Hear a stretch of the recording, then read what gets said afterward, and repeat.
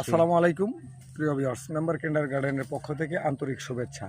দেখেন, এটা কিন্তু হইতেছে আপনার বাইকুনুর জাতের। এখানে বাইকুনুর আছে আপনার 180 পিস। এই পুরো বাগানের মধ্যে বাইকুনুর আছে 180 পিস। বাইকুনুরের আমি দেখেন এই যে মাচা বরাবর যে ওঠার পরে কিন্তু আমি এই ডোগাটা গেছে 10 ফুট, 12 ফুট, 14 ফুট পর্যন্ত এক একটা ডোগা হয়েছে। আর এই ডোগাগুলা আমি কিন্তু কাটি নাই। যদি কাটে দিতাম তাহলে নষ্ট হয়ে যেত। এই বিষয়ে একটু দেখে দিচ্ছি, ক্যামেরাটা এদিকে নিয়ে আসো। এই দেখেন, আমি কিছুদিন আগে এই যে মাছা বরাবর একটা কাটছিলাম। কাটার পরে এই দেখেন ধীরে ধীরে মরে মরে আসতেছে। ঠিক আছে, এই দেখেন নিচ দিয়ে খালি কুশি বের হইতেছে আর উপর দিকে মরেছে। তাহলে অসময়ে কাটা ডগা কাটা যাবে না। যে মাছা উঠে গেলে সাথে সাথে যেন মাছা যেদিকে মরলে সেদিকে চলে যান, এতে কোনো বাধা বিপত্তি নাই। এই সময় কাটা যাবে না। এটা ফেব্রুয়ারিতে তখন ফুড কাটিং করবো, তখন আবারও জানাই দিব কিভাবে কর্তন করতে হয়।